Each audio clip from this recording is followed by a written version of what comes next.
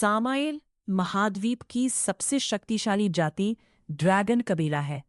Dragon प्राचीन जादू के स्वामी हैं।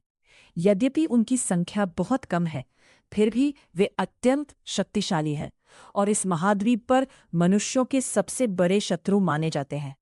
इस युद्ध की असली वजह इतिहास की धूल में कहीं दफन हो चुकी है।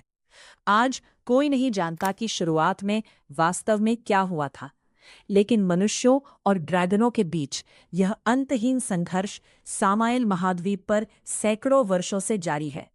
लंबे समय तक चले इस युद्ध ने दोनों पक्षों को भारी नुकसान पहुंचाया है।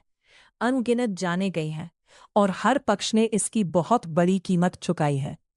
इस लंबे चले आ रहे युद्ध में न तो कोई बातचीत हुई, न कोई समझौता और न ही किसी ने दया दिखाई। सदियों से चले आ रहे इस संघर्ष में आज तक कोई भी पक्ष विजय प्राप्त नहीं कर सका है। मनुष्य और ड्रैगन दोनों ने ही विनाशकारी नुकसान झेले हैं। उनके पीछे अनगिनत लाशों का ढेर छूट चुका है, फिर भी वे एक दूसरे का संहार करना नहीं छोड़ते। जेनेसिस युग के वर्ष 1733 में सबसे शक्तिशाली ड्रैगन स्लेयर लियोन कैसमोड को एक विशाल सेना का नेतृत्व करने का आदेश दिया गया। उसका मिशन था सिल्वर ड्रैगन कबीले पर आक्रमण करना और उन्हें पराजित करना। वे साम्राज्य की सबसे बड़ी शत्रु सिल्वर ड्रैगनों की रानी रोस्विथा का पूरी तरह से अंत करने के लिए दृढ़ संकल्पित थे। लेकिन घटनाएं अप्रत्याशित मोड़ लेती हैं। साम्राज्य का महानतम ड्रैगन स्लेयर नायक लियोन अपने ही साथियों द्वारा धोखा दे दिया जाता है और अंततः ड्रैगन कबीले का कैदी बन जाता है। जिस योद्धा ने अपना जीवन ड्रैगनों का शिकार करने में बिताया था, अब वही उनके हाथों बंदी बन चुका था। अंधेरी और नम काल कोठरी में लियोन जादुई जंजीरों से कसकर बंधा हुआ था और हिल भी नहीं सकता था। उसके शरीर पर लिपटा हुआ टूटा फूटा कवच किसी तरह टिका हुआ था। उसकी कलाइयों पर पड़े गहरे लाल निशान इस बात का प्रमाण थे कि उसने खुद को छुड़ाने की कितनी व्यर्थ कोशिशें की थी, लेकिन यह सब बेकार था। 3 दिन पहले लियोन ने साम्राज्य की ड्रैगन स्लेयर सेना का नेतृत्व करते हुए सिल्वर ड्रैगन कैसल पर चढ़ाई की थी। उसका दृढ़ संकल्प था कि वह उस दुष्ट ड्रैगन का अंत कर देगा जो पूरे क्षेत्र में आतंक फैला रहा था।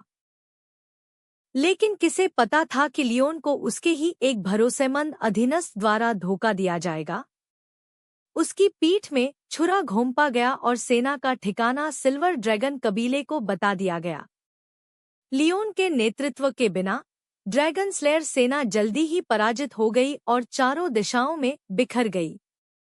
जहां तक लियोन का सवाल था, उसे सिल्वर ड्रैगन कबीले ने जीवित पकड़ लिया और इस काल कोठरी में कैद कर दिया।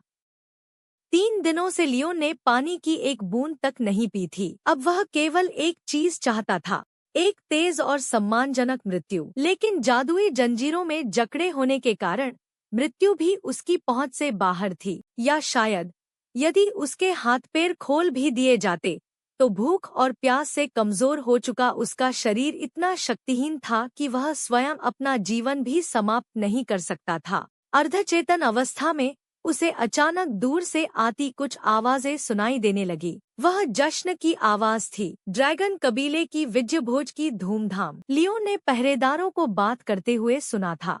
यह 1 सप्ताह तक चलने वाला उत्सव था जो साम्राज्य के सबसे शक्तिशाली ड्रैगन स्लेयर लियोन कॉस्मोड की हार का जश्न मनाने के लिए आयोजित किया गया था। फिजूल खर्च और आत्ममुग्ध जाति, लियोन ने मन ही मन तिरस्कार से सोचा। लेकिन अब उसमें उन्हें और कोसने की न तो शक्ति बची थी और न ही इच्छा। काल कोठरी की छत से पानी रिस रहा था और जंजीरों पर नियमित अंतराल से गिर रहा था।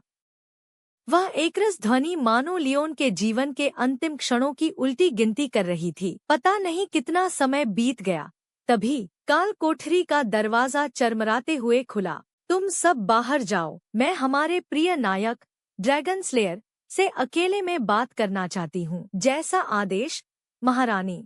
चर्र। दरवाजा बंद हो गया। उसके बाद ऊंची एड़ियों की हल्की हल्की टकटक पत्थर के फर्श पर गूंजने लगी।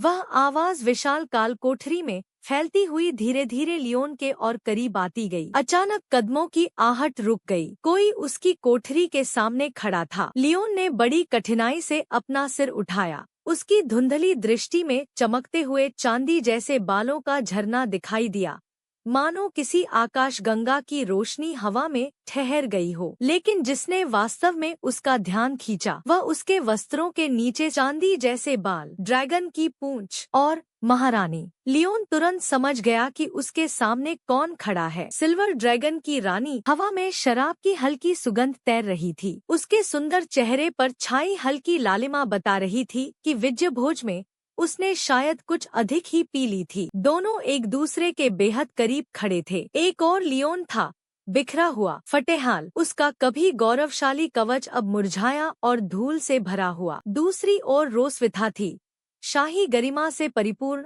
उसका शानदार परिधान बेदाग, चांदी जैसे बाल चमकते हुए और उसकी सर्पाकार आंखों में तिरस्कार तथा मनोरंजन की झलक। काल कोठरी की छोटी सी खिड़की से आती सूर्य की किरणें लियोन की पीठ और रानी के चेहरे पर पड़ रही थी। यह दृश्य किसी पराजित ड्रैगन स्लेयर और घमंडी ड्रैगन रानी का नहीं, बल्कि किसी पतित शिष्य का प्रतीत हो रहा था जो किसी संत से क्षमा मांग रहा हो। रोसविथा की चांदी जैसी पूंछ धीरे धीरे लहराई। उसकी नोक ने लियोन की ठुड्डी को हल्के से ऊपर उठाया। उसने धीमे स्वर में कहा, तुम्हारे चेहरे पर पड़े ये घाव तुम्हारी छवि को और भी प्रभावशाली बना देते हैं। रानी बहुत कम लोगों की प्रशंसा करती थी, वह भी तभी जब कोई वास्तव में उसे प्रभावित कर सके। लेकिन लियोन ने उसके शब्दों की कोई परवाह नहीं की। उसने झटके से उसकी पूंछ को अपने चेहरे से हटा दिया। रोसविथा की भौहें नाराजगी से सिकुड़ गईं। अगले ही क्षण उसकी पूंछ बिजली की गति से आगे बढ़ी और लियोन की गर्दन के चारों ओर, मेरे प्रति इतनी धृष्टता दिखाने की तुम्हारी हिम्मत कैसे? और उसमें एक रानी के योग्य अधिकार झलक रहा था। साथ ही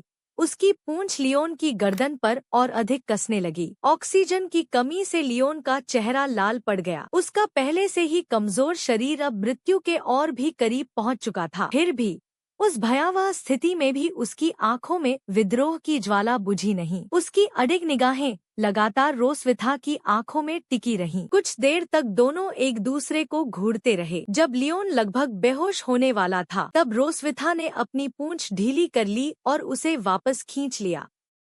तो तुम इतने जिद्दी हो, उसने कहा, लेकिन इसका कोई फायदा नहीं। तुम बहुत जल्द मरने वाले हो।